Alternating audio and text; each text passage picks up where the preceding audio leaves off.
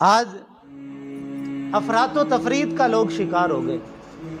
کچھ لوگوں نے سرے سے انکار کیا، انہوں نے کہا بھی جی کسی ولی کے پاس جانے کی ضرورت ہی نہیں ہے، یہ تو شرک ہے، یہ تو بدعت ہے کہ کسی ولی کے پاس جانا اور اس سے فیض حاصل کرنا۔ ایک گروہ نے سرے سے انکار کر دیا، اور دوسرا گروہ جو ہمارے بزرگ کہا کرتے ہیں کہ بابے شیر دیاں گاواں، یہ وہ گروہ ہوا کہ جنہوں نے کہا جی بس سب کچھ ہی پیر ہے۔ ان لوگوں نے پیری مریدی کے اصل مقصد کو ضائع کر دیا، اور ایک گروہ نے سرے سے انکار کر دیا۔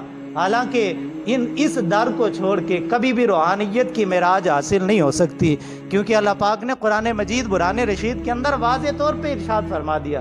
سورہ فاتحہ شریف ہے نا، اس کو سورۃ الدعاء کہا جاتا ہے، یہ دعا ہے، اور اس کی ابتدائی آیات میں اللہ پاک نے دعا کرنے کا اسلوب بتایا کہ جب کسی سے مانگنا ہو پھر اس کی تعریفیں بھی تو کرتے ہیں نا۔ اللہ پاک نے فرمایا چلو اب میری تعریف تو کرو، الحمدللہ رب العالمین الرحمن الرحیم مالک یوم الدین ایاک نعبد و ایاک نستعین، یہاں تک اب تعریفیں کی۔ مولا سب خوبیاں تیرے لیے، الرحمن الرحیم تو بڑا مہربان بڑی رحمت والا، اور مالک یوم الدین قیامت کے دن کا مالک بھی تو ہے۔ اتنی اب تعریف اور خوبیاں بیان کرنے کے بعد اب کہا کہ بھی اب مانگو۔ اب چونکہ ہمیں مانگنے کا طریقہ بھی نہیں تھا، بھی مانگنا کیا ہے، ہم مانگنے پہ آتے ہیں نا تو پتہ نہیں کیا کیا مانگتے ہیں۔ آج نوجوان پیر صاحب کے پاس جاتا ہے، پیر جی توید کر کے دو فلانے تھا میرا بیاہ ہو جائے۔ چونکہ گدیوں پہ بھی آج کل براجمان وہ لوگ ہیں اکثریت کے ساتھ کہ جو خود دنیا کے طالب ہیں، بلکہ میں اکثر کہا کرتا ہوں کہ پہلے دور کے جو اولیاء تھے ان کی توجہ اپنے مرید کے دل پہ ہوتی تھی، آج کے پیر کی توجہ مرید کے دل کے اوپر لگی ہوئی جیب پہ ہوتی ہے۔ بس پیر ادھر مرید کی جیب بھری ہو تو پیر صاحب پھر ماشاءاللہ وہ قریب بھی بٹھائیں گے، توجہ بھی ہوگی، چونکہ ہمیں مانگنے کا طریقہ نہیں تھا کہ کیا مانگنا ہے، کیا ہمارے لیے بہتر ہے اور کیا بہتر نہیں ہے۔ میاں شیر محمد شرک پوری رحمۃ اللہ علیہ فرمایا کرتے تھے، فرماتے تھے بیلیو انگلش سمجھ دیو تے قرآن پڑھ دیو، اور آج تو پڑھتے بھی نہیں۔ وہ لوگ تو پڑھتے تھے، چلو سمجھتے اتنا نہیں تھے، لیکن ہم تو پڑھتے بھی نہیں۔ اللہ ماشاءاللہ ہر بندہ اپنے آپ سے پوچھے کہ کتنے دن ہو گئے قرآن پاک کھولے ہوئے، کتنے دن ہو گئے اپنی زبان کو اللہ کے ذکر سے تر کیے ہوئے، کتنے دن ہو گئے اللہ کے قرآن کی زیارت کیے ہوئے۔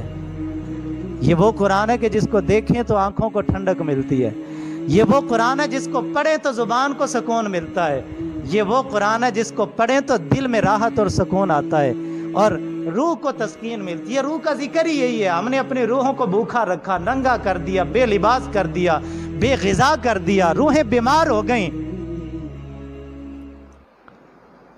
تو میاں صاحب فرمایا کرتے تھے بیلیو انگلش سمجھ دیو تے قرآن پڑھ دیو، اور یار قرآن کو اتنی ہی حیثیت دے دو جتنی تم نے انگلش کو دی ہے، قرآن کو بھی سمجھا کریں۔ ہر نماز کے اندر ہم نے سورہ فاتحہ پڑھی، اور اللہ پاک نے بار بار یہ الفاظ دہروا کے ہم سے یہ بتا دیا ہے کہ بھی مانگنا کیا ہے۔ اہدنا الصراط المستقیم، اے اللہ ہمیں صراط مستقیم کی ہدایت عطا فرما، صراط مستقیم کی رہنمائی عطا فرما، اور بار بار ہر نماز کی ہر رکعت کے اندر جب تک یہ دعا نہیں مانگیں گے آپ کی نماز نہیں ہوگی۔ صراط مستقیم کیا ہے؟ وہ خواجہ معین الدین کا رستہ ہے، وہ بابا فرید الدین کا رستہ ہے، وہ مہر علی کا رستہ ہے، وہ احمد رضا کا رستہ ہے، وہ غوث جلی کا رستہ ہے، اور وہ پاک نبی کے سارے اصحاب کا رستہ ہے۔